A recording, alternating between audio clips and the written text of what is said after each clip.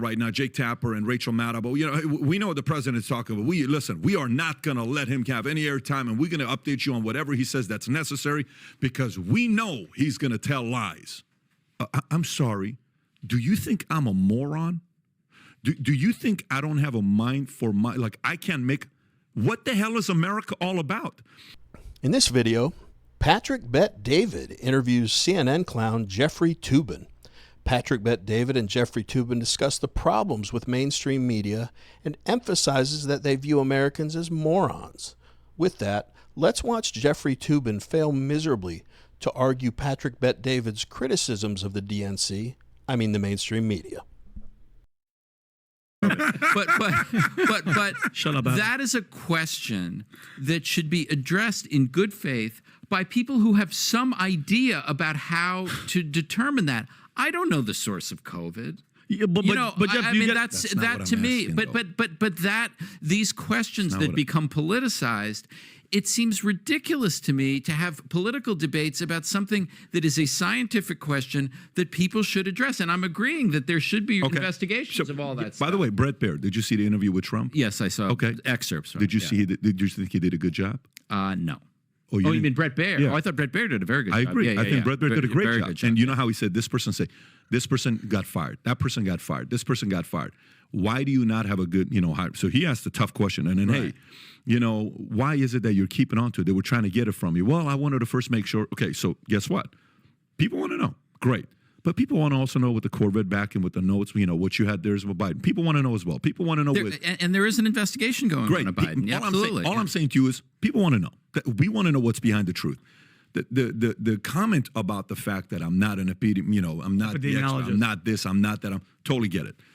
The element of that approach when you say something like, well, you're not the expert in this and you're not the expert in that, there is a very clear, pompous, elitist message behind that.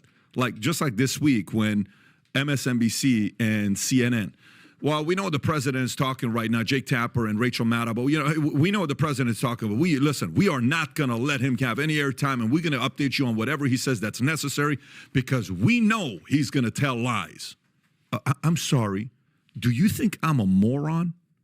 Do you think I don't have a mind for I can't make, what the hell is America all about? You just said I'm a moron. That's what you just said. Yeah, I don't know what world you're living in if you don't think that the mainstream liberal media thinks everyone except for them, average Americans, working class people, and anyone outside their liberal elite bubble thinks you are anything but stupid, moronic, dumb. You can't think for yourself. I remember exactly what Patrick Bet-David's talking about. Donald Trump would be speaking, and like CNN, MSNBC, both or one of them, I remember watching it, and they said, well, the president's speaking, but we know he's going to lie, so essentially we'll give you a recap afterwards. How else can anyone take that other than he's going to lie, and you can't detect lies like we can, and we know the truth. So we're going to condense it for you, package it nicely, and give it to you in bite-sized pieces that stupider people can understand. It's so ridiculously insulting. And prior to that, they were talking about the pandemic thing, just being careful on YouTube, and how many people, when all that was going on, would say, well, I'm not a scientist, or you, I leave that to the experts. Okay, but not being a scientist doesn't mean that people can't have an opinion on the topic. It also doesn't mean they can't express that opinion. It may be the dumbest opinion backed by absolutely nothing, but they have the right to express it on social media or wherever without being silenced. And not to mention, they say follow the science, follow the doctors. To me, the most egregious thing, obviously, up there with taking away our freedom of speech during that time period, was that any doctors, no matter how well respected they were fully censored if they did not go along with the exact narrative that the government and liberal mainstream media were feeding us. Of all the jokes I make about the left and Democrats and media, that is one thing that still really bothers me to this day, because there's just never any repercussions for doing things like that. So PBD was just beginning to cook here, so I'm going to get back to the video. To half of America, hey, America, you're a moron. You can't think for yourself. That's why you need me, because I went to this elitist university called whatever, Columbia. I don't know where Rachel went to. And I know what's best for you. Guess what? I don't like that. That's why I left Iran. There's a reason why we don't live in Iran for 10 years. 10 years old when I lived in Iran, we went to Germany at a refugee camp for 2 years. Then we came to America because I want me to make the stupid decision on who I vote for, not you. Let me make the stupid decision of voting for Biden or Trump. There's a part of that where when we say, I'm not the expert, you're not this, well, no, you're a smart guy. That's why you're here. You're not a regular schlep off the street that doesn't know what. You've been involved in a lot of different things I've investigated. All I'm saying is for us to take the approach as well to say, hey, you don't know what you're talking about. You don't have this. You don't know what you're talking about. No, we're here because we don't know everything, but we're here to question things and say, this kind of sounds a little fishy. Don't you want to know about it? I do. Well, no, let's just live in the future. Forget about the past. No, I don't want to do that. I completely agree that, everybody, that we don't have tests to determine. If you like watching videos like this one, like and subscribe. We'd really appreciate it. Let's get back to the video. Whether you're entitled to express an opinion on a subject. Well, the only point I was making was there are certain scientific questions, like the source of COVID, that it really does require some considerable expertise in the subject in order to have a reasonable opinion about it. That's the only point I was making, I'm not saying that what is more than legitimate is you or Vinny or anybody saying we need an investigation of the source of COVID. That everybody that's a perfectly legit, right? But the ultimate question of what the source of COVID is, I want to rely on people who know something. And who's leading that investigation? Yeah, exactly. Who is? I don't know. That's my fucking point. Where's this investigation of COVID? And I go They'll investigate laptops and leaks and this and that. No. But something that shut down the world for 2.5 years, no investigation. What is happening? Adam, China runs, bro. If China could fly spy balloons over our entire country, over nuke bases, and nothing happens, nobody's investigating shit. But here's my thing. Which is absurd. No, but here's my thing, Jeff. And I'm not an expert. Nobody in here knows shit. Yeah, Adam and Vinny are getting to kind of the root of the problem with saying, well, I'll just listen to the experts or the scientists or the doctors. While these people absolutely have more expertise than 99.9% of the planet on these topics, they're still human beings and they're still able to be influenced. Trusting our government, our politicians, and the government employees, government appointees, we've tried that before. And it's like putting your hand on a hot stove. We did it time and time again. And now we're not going near that stove.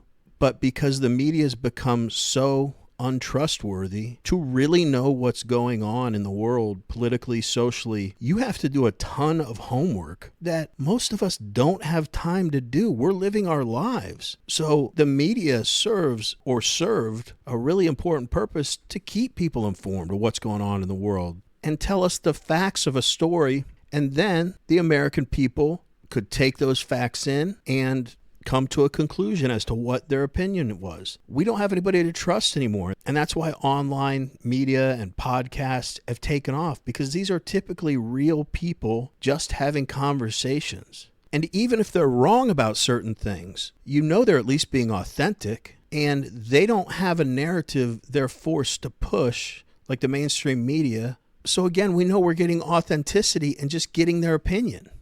I mean, I know mainstream media is in bed with the left, but you would think as much as they see their ratings drop and more people getting their news from online media, that they would change their strategy and make a concerted effort to just be objective. Don't do as much editorializing. Don't have as many partisan hacks on there. I don't know. There's just a little bit left of the video. Let's get back to it. Shit about epidemiology, right? But guess what? It doesn't help when the experts were trying to talk and the government was silencing them. When Peter McCullough was trying to talk, when Robert Malone was trying to talk, they banned them on YouTube. They took them off Twitter. How do we even have a chance? How am I supposed to learn from the experts when they were shut down and now it's years later and now we're like, oh, it's old news. No, Right. again, accountability. And that's why I had the thing with Joe Rogan. He wants to have that debate with the bring a scientist. Dr. Peter Motel, are you following that story? I am following. So what do you guess think about that? Yeah, what do you think about that? I mean, I actually am sympathetic. You know, if you want to have a scientific debate, have two scientists debate it, not Joe Rogan against some scientist. He doesn't want to do that either, No, though. RFK. But Hotez doesn't even want to debate two expert scientists that are on the opposing side. I understand the argument you're saying, like, why should he debate RFK? RFK is not fine. Okay, that's a reasonable argument. But why don't you get a couple other experts from the other side totally I want you to for debate? that. Totally for that. Then They just reminded me of those doctors I was talking about earlier. Yeah, Robert Malone and Peter McCullough, completely silenced during that whole time.